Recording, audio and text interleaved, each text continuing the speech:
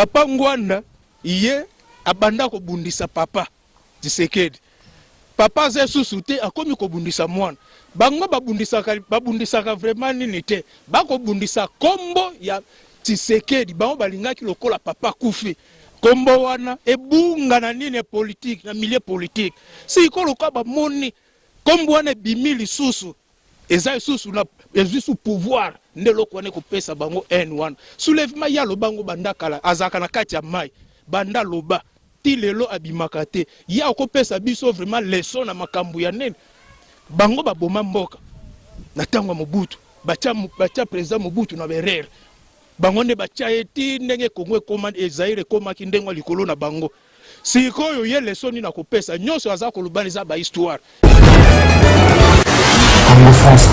Soki tolandi déclaration ya Mbwisa na Mwisa.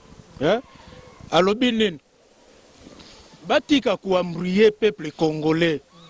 Basalaki plan na bango pona koluka ko intercaler président Félix abima président. Basalaki ba makambu na bango na ndenge ya mitema mabeke no po bayebike no o wana yenda za leader. Yende mutu aza vraiment likolo na biso. Lokola balingaka bazai kolinga te IDPS ezwa pouvoir. Poso babike IDPS ekozwa pouvoir pe makambu nyonso ya Congo esili makambu nyonso ya Congo ekobonga. Ba o balingaka te Congo ebonga. Nde siko basalaki keno ba jouer carte moko keno po président Félix alekana te. Alors siko Mbwisa lobi nini totika babiloko wana Félix aza motema malamu. Merci beaucoup, mesdames, demoiselles et messieurs, chers amis fidèles téléspectateurs de la 3x.congofrance.com. Merci parce que vous êtes nombreux en train de nous suivre à travers le monde. C'est votre émission Tous sur la Pona Congo, présentée par votre humble serviteur Yannick Wenge Moto Nakibonzambe. Cette émission, vous savez bien, émission namba pona bino ba congolais, banaliste, ba combattant, oh, to vivra na bango na Afrika yangele, oh, banara partout, to amara ba Cape Town, ya ba Durban. Il y a Johannesburg, il y a Preto, il y a partout pour nous regarder la Makambu. Oh, et Talimbo on a biso le to sur la Mambele, ou Talimbo on a biso Congo, to reçoit sur ba invalidation, ba député et belé ça na Congo manque de respect au président de l'Assemblée à tenaki ba propos à ma b pour le président de la République to selon la carte émission to dans la cadre moko IDPS to sur na Mamamboka comme on a Yannick Wenge nazande gona bino congolais na rapporter sur Mamamboka. Président, bonjour. Bonjour. Bonne santé. Calme ça nango. Mbayo kala fort ba 2 ans passés car papa Etienne Tshisekedi a kufa.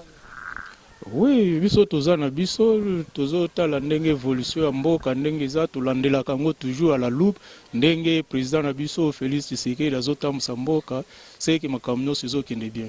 Voici président Félix Tshisekedi azotambusa mboka bien pour battre la ranza là jusqu'à là biloko zo mateza za cher 3 jours. Bon, n'habité ceux qui batu bazomone la makambango ndenge nini. Peuple congolais a sali 18 ans. Il y a souffrance. Oh, penza ki no ba kembi ya kosakana te. Sikoyo tozwi mwana mboka comme président. Abandi ko bongisa mboka. Siko bango balingi président république azana bateau magique neti Moïse abeta mbala moko pa makambo nyonso échanger ezalaka ndengo na te. Makambu nyonso ekendaka étape par étape pe betape nyonso aza kolekana batu oyo baza komona keno aza kosala musala baza kondima me ba oyo mitema mabe o balingi kaka te nde bazoloba biloko ndengona oui po zalaka conscient tala ndenge banda kotaki tala 100 jours na ye tala bilango pe tala ndenge tozokendela batu nyonso bako o vraiment bazala motema malamu ba mona keno ya solo président azosala musala pe changement zokota malembe ti asilisa mandat na ye oyo bino moko boko sepela pe boko mona ndeni makambo etambola na ko na so ba mona bongo mais soulèvement populaire au salama te o ba be go salama les 30 oyo ba bi soulèvement populaire makasi faut salama parce que Kabila azo diriger président Félix Tshisekedi jusqu'au jour wana na okiko seka bango pona soki balobi soulèvement populaire salama soulèvement populaire au salama par rapport ya quoi pour président na biso azali élu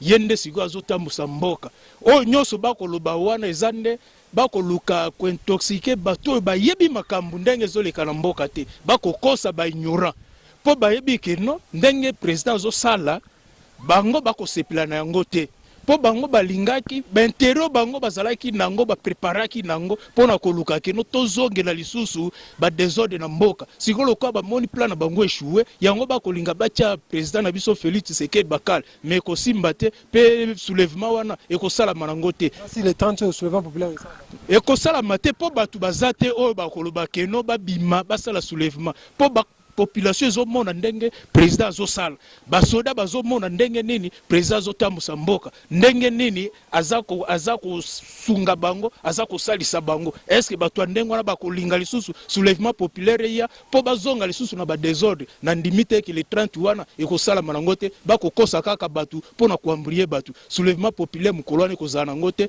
mpo ezali jour ya indépendance peuple congolais akofete na ye indépendance na ye dans le calme. Merci beaucoup. Ma marche autour de Salama. IDPS c'est ça qui marche. Na semaine autour les cas.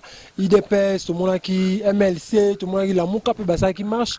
Mais le ko intéressant baka da IDPS lobby Félix Tshisekedi azaki élité. Azaki élité pouvoir azaki ya Fayulu deuxième azaki ya Shadari yende ba pesa ke pouvoir na Kabila ndé na mona ki déclaration moi mta IDPS zo circuler na ba Facebook na habité c'est vrai.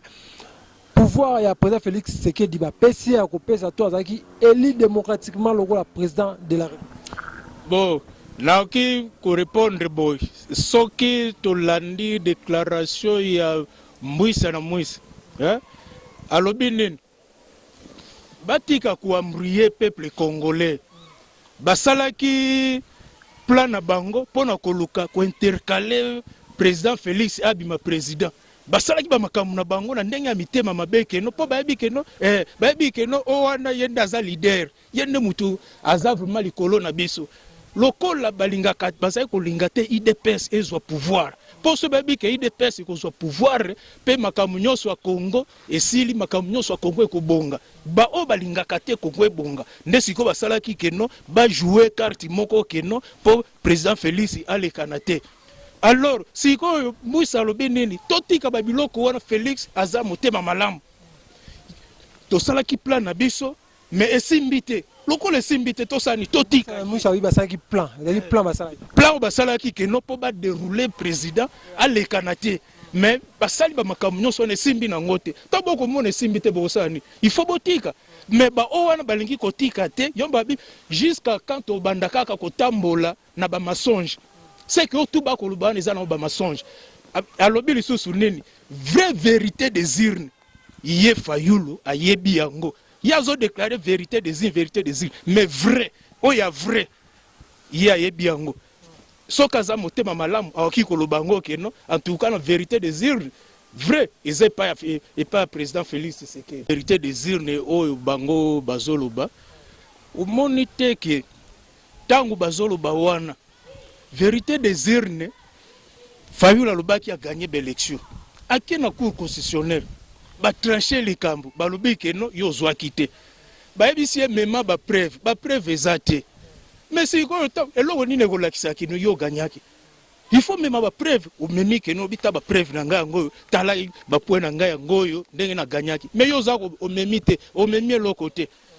Si koyo eloko ni nezola kisakino vérité des urnes yondo gagna c'est que o gagna kite ozaka ko ambrier batu atika babiloko wana pas jouer wana comme na okute comme distraction et comme na bango moko batu na bango ala muka bakomo mona kino et comme distraction na oki Jean-Pierre Bemba biki no tanga za ko kita azoya te pona makama vérité des urnes au monite ke bazobwa ki sa Fayulu bazo déjà ko bwa ki sa ye nani Mouissa lobiki no wana to sala ki plan na biso échoué nango totika ya sala musala na ye mais siko ye ako se retrouver ye moko alors ndesika boko yeba vraie vérité des urnes yango wana. OK mais pour l'année ba uti ko invalider ba député et belé presque opposition na éviter jeune nezo le ka pour na invalider validation na ba daner ça faut ba invalider bango ba te belé bon pour la ndenge ya ko invalidation na bango cour constitutionnelle yende mutu azali chargé ya makambo wana soki ba invalider bango ba yebi ba dossier na bango o ndenge zali soki na landi biye balobaki net ya o na comme ya Jean Goubal botala likamuneti ya Jean Goubal balobi nini ye moko azali député na PPRD, yemoko député national ya Lamuka. Siko aza place ne, aza wapi siko. Ce mutande wa ben validé ba sali mabe cour constitutionnel sali mabe. Zane bongo pona Jean Goubal. Ouais, pona Jean Goubal ezande ngwana. Bon, bakaba tu mususu pe bazolandela. Bon, oya Daniel Safu vraiment na ebité soki pona maloba oya zai ko loba. Wana vraiment na ebi vraiment nanu kana vraiment malamu te, mais na ebi ke non dossier na e baza ko traiter yango po ba eba si réellement za vraiment ya vrai ou bien ya faux tokoye bakaka les cours constitutionnels le quoi 5 ba recours na bango tokoye ba ndenge vérité na bango ndenge ko bim. Papa Noengwa na lobby soulèvement populaire, aza pour soulèvement populaire, pe aza na sima ya Martin Fayulu, il faut ba combattre toujours président Félix Tshisekedi. Réaction au monite que Papa Ngwanda iye abanda ko bundisa papa Tshisekedi. Papa ze susute akomi ko bundisa mwana. Bango babundisaka vraiment nini te. Bako bundisa kombo ya Tshisekedi. Bango balingaki lokola papa kufi. Kombo wana ebunga na nini politique na milieu politique. Si ko lokola ba moni kombo wana bimili susu. Eza susu na ezisu pouvoir nde lokwa ne ko pesa bango N1. Soulèvement ya lo bango bandakala azaka na kati ya mai. Banda loba ti lelo abimaka te ya okopesa biso vraiment leçon na makambo ya nene bango baboma mboka na tango Mobutu bacha président Mobutu na berere bango ne bacha eti ndenge Kongo ekoma Zaire ekomaki ndenge likolo na bango sikoyo ye leçon ni na kopesa nyonso aza kolobana eza ba histoire eza motema mabe président lobi batu nyonso bazonga totonga mboka yepe akita na Congo ba o nyonso ba opposant nyonso banani bazokita mais yazo lingo kita te mais azaka akuna na se mai pona kofinga ka kolobaka o soulèvement ko sala ni na Congo soulèvement ze soute po batu nyonso ba ko mona ndenge président zo sala ngana zo mona ndenge président zo bongisa mboka yoko yebisa ngaono tokeni na soulèvement ozo mo tekeza na sensité atika ne ba biloko wana zo distraire le peuple congolais. Merci beaucoup, papa. On va vers la fin de cette émission. On a évité Nabando Bota la Bisso. Moïse Katumbi, il faut quitter un peu, travailler. Na président Félix, malgré Azaligara, président Yalamuka, on va penser pour 3 mois, mais Fayulu une déclaration dans le lobby. Moïse Katumbi a la politique pour Nambongo. Bon, ce qui a lobby bongo, Azana nous ingrat, pour na oyo nyonso oyo asali oyo nyonso ezosalama ezali mbongo ya Katumbi ye nde mutu asalaki keno bamakambo nyonso ezosalama bavoyage na ye bamakambo nyonso ye Fayulu aza na eloko te Moïse nde mutu asali nyonso wana mpo ata ndenge akoma boye bavoyage nyonso asali ezala mbongo ya Moïse mais ye soki alobi azosala mpo na mbongo nde soki ezalaka mbongo ya Moïse te nde mpe akomi ata boye te nde mpe bato bayebi ye te yes azalaki eloko te bango ba créer kaka ba créer ke eloko wana pona koluka kaka ko intercaler président Félix alekate mais bazuite na bango moko pe Moïse ayebi ke no ezaki plateau zuite Fayulu pe ayebi bango nyonso bayebi yango mais batika na bango batika biloko ba kosala message ko pesa ba comme ndeko congolais ezali na micho poto comme na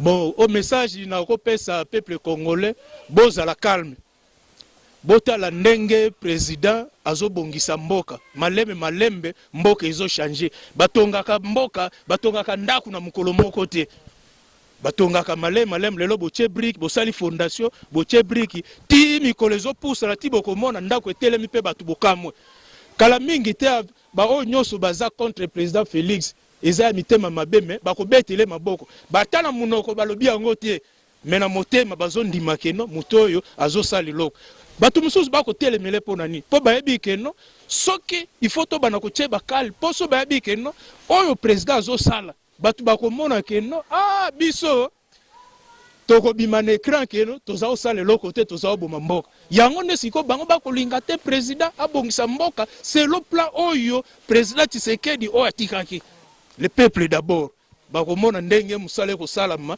pe peuple akosepela po alobi peuple d'abord. Merci beaucoup. Mesdames, Mesdemoiselles et Messieurs, nous sommes arrivés à la fin de cette émission. C'était pour moi un grand plaisir de recevoir pour vous un cadre de l'île de Pes vivant ici. En Afrique d'ici, nous sommes à Johannesburg, chers amis fidèles téléspectateurs. Merci beaucoup à tout le monde qui a suivi cette émission. Merci beaucoup à les boss. Je suis Didi Pumba. Maman Adèle Yombo, maman Abouaka Aliam, Aliaka Nabano Babouakama, Babibouano Babouakama.